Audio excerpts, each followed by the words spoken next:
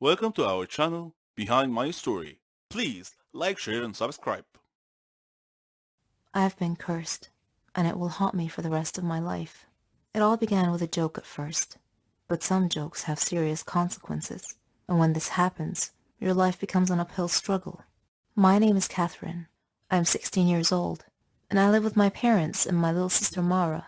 I like music, acting, and watching action movies. I play baseball and practice ballet. I've even won a lot of prizes. I just had one problem. I like to make fun of people. It's like an addiction. I never watched what I said, nor did I care who it hurt. The kids I picked on were actually kind and gentle, but that just encouraged me even more.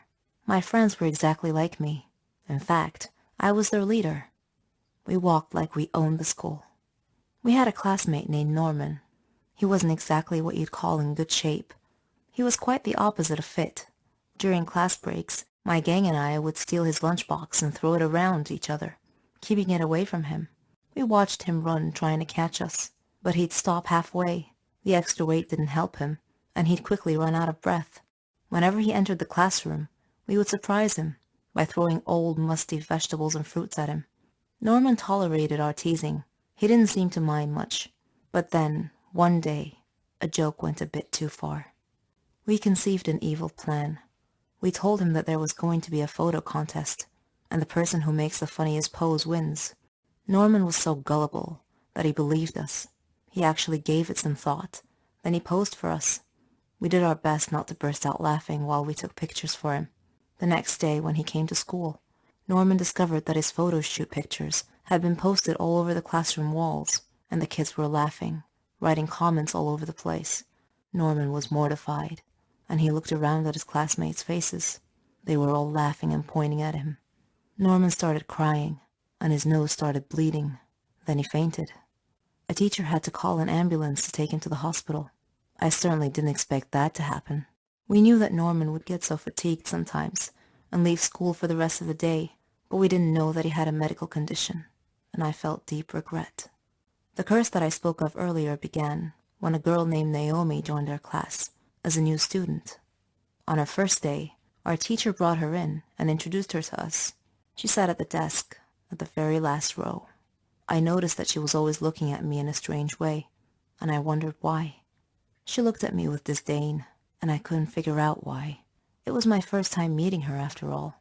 I avoided her, mainly because her looks made me feel uneasy, and whenever my gang wanted to make fun of her, I told them to leave her alone. I felt there was something about this girl. One day, during science class, the teacher had paired us up to do a lab experiment, and I intended to ask her about the way she looked at me. But before I could say anything, she took the initiative and surprised me by broaching the subject herself. "You will pay for what you did to Norman," she said coldly. I looked at her and asked, "How do you know Norman? And what are you talking about?" She replied, "It doesn't matter how I know. I just do." I spent the next few days thinking about her words. Afterwards, Naomi ignored me completely. No more staring, no more accusing looks. It was as if I no longer existed to her. I didn't understand her. Then came the day. We had a basketball match. It was the championship game, but I was still busy thinking about Naomi's words. During the game, I glanced at Naomi and caught her looking at me, which distracted me. One of the players from the other team suddenly bumped into me, knocking me down and causing me to land badly on one of my knees. The pain I was in. I had to withdraw from the game to be taken to the hospital. At the hospital, the doctor said that I had torn a ligament from my knee and told me that I would need a surgery and a lot of medication. So after going through the surgery, I began taking my medications. It caused me to gain weight, even though I wasn't eating very much, just vegetables and fruits. I asked the doctor about my sudden weight gain, and he told me the medications I was taking were affecting my hormonal balance, which rarely happened, but in my case, it did. He said that I would either have to endure great pain or deal with the overweight because it wasn't going to stop. So there you have it, guys. This is the curse that Naomi cast upon me, the price I had to pay for what I did to Norman. Eventually, I got well enough to take my final exams. When I arrived at school, all my friends took one look at me and started laughing. I was now their target, their prey. One of them said, "You're as large as an elephant." I'll lose weight once I stop taking my medications, I retorted, but no one was listening. I am now living in a nightmare, and I would like to tell Norman that I'm very, very sorry for everything that I've done. One of the best feelings in the world for any woman is being a mother, to have someone love you for who you are, for just being you, and expect nothing in return. You're the heroine of their story. You become everything they ever dreamed, and you'd give anything to see a smile on their face. I'm proud to say that I'm a mother to 50 kids. I know, that's a lot, but let me tell you the story. I'm Susan, 20 years old. I come from a very rich family. My dad's Stefan Heiss, a very famous businessman. Yes, the owner of Heiss Cars Industry. My mom's Elena. She comes from a very rich family in Sweden.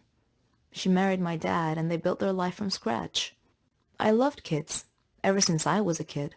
Sometimes I feel like they're walking cotton candy. Their laughs, their mischief. All the kids in our family loved me, and I loved them. Even my aunts said that I'd make a great mother someday. So did Henry. Henry was my childhood friend. We grew up together. We had the same interests, same hobbies. We even thought alike.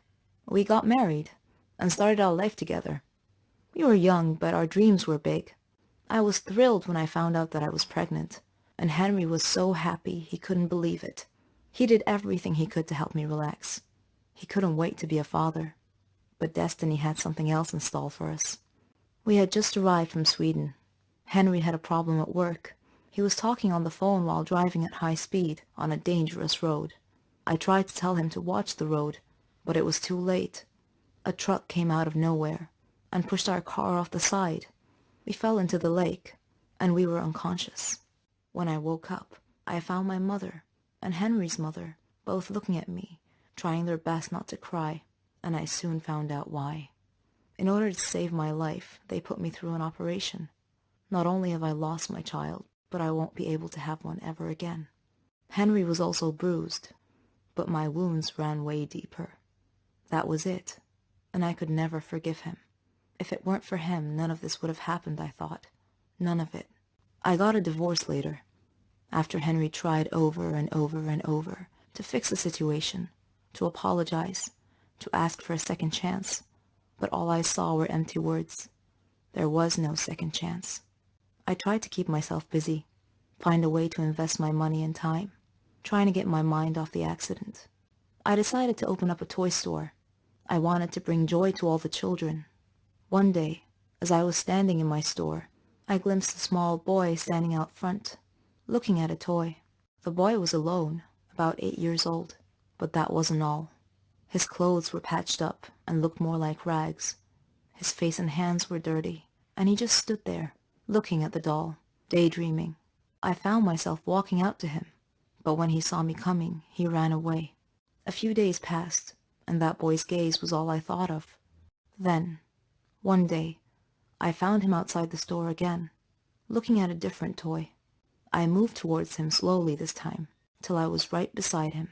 Then I said, "Do you like it?" The boy freaked out and tried to run again, but I caught his arm this time and said, "Don't be afraid. I'm Susan." The boy looked at me, terrified, and I smiled. He started to relax.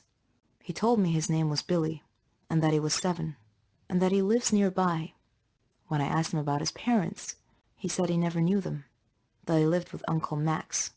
I asked him who Uncle Max was, but he cast his eyes down and was nervous all of a sudden. He looked a bit scared. I got curious, so I took him home with me, let him shower, and prepared a hot meal. I told him that I'd take him home after he'd eaten.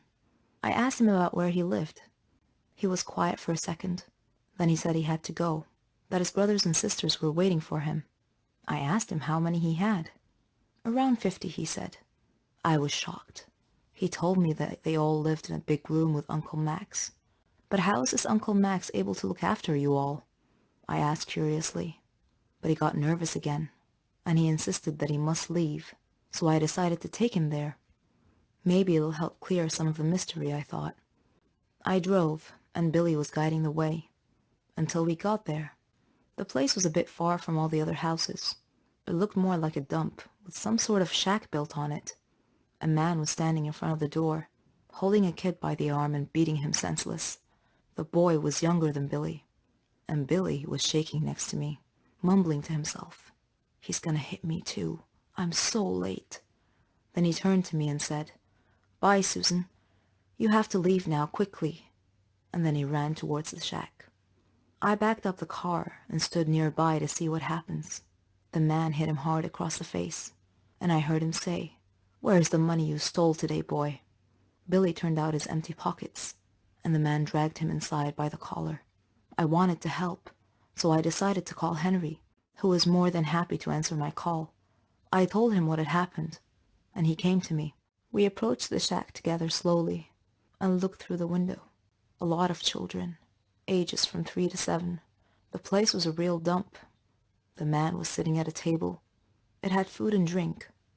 Billy was dragging a heavy sack on the floor, and another kid was carrying a cup to bring to the man, who snatched it out of the boy's hand. Then he got up and started waking the rest of the kids, telling them to get out there and bring him money, that they would face a real nightmare if they didn't. I wanted to barge in, but Henry stopped me. He called the police instead. The police came quickly, and they caught the man. Apparently, he kidnapped these children from parks and surrounding areas, so they could steal for him, and he would starve them and beat them. The police didn't know what to do with all the children, and I felt like this was my second chance. I told the police that I would build a home big enough, and I would take them all in, to give them the care and love that they deserve. And that is how I became a mother to 50 kids.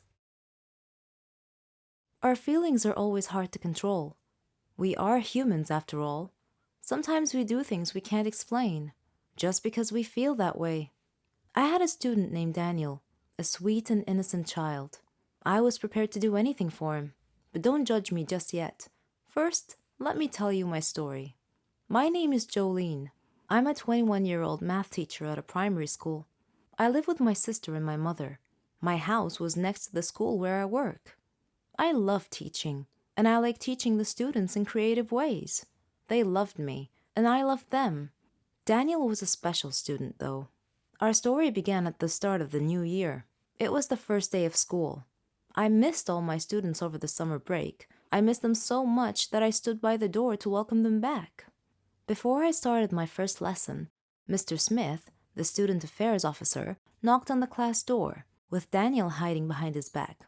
Mr. Smith greeted the class and asked them to greet Daniel, but Daniel was too shy and didn't move. So I went over to him to take him by the hand, but he pulled his hand away, which embarrassed Mr. Smith. I asked him to greet his classmates, so he went and he stood in front of the class and he said, "Hello, I am Daniel." Then he went and he sat at the very back of the class. He didn't talk much with the other kids. He didn't like to interact with anyone. Daniel always looked sad, and I thought to myself, he's only 8. What could possibly have made him that way? I tried to get close to him, but he resisted all my efforts. Sometimes he looked like he was hiding some big secret, and later on, I learned what it was. One night, when I was surfing the social media, I came across a horrible news story about a jealous husband killing his wife and another man right in front of his son. The child had been none other than my new student Daniel. Reading that sad story, I started understanding why Daniel was acting that way. I decided to try brightening his life a little. Every day, I would buy a small present and put it on his desk. At first, it had no effect, but slowly he came to love that. During break time, I would sit beside him, and we would share food together. I would get him involved in class activities. On his birthday, I arranged a surprise party with his class, his grandmother, and myself. He was so happy that day. After the party, he hugged me and he told me that he loved me. I hugged him tightly. He was not just a student to me. I treated him like he was my own son. He told me that he wanted to call me mother, and that made me so happy. After his grandmother died, he came to live with me. We faced a lot of problems together, but I followed his success in life with pride. Daniel is all grown up now. He's graduating from the Faculty of Engineering. I am so proud of what he has made of himself.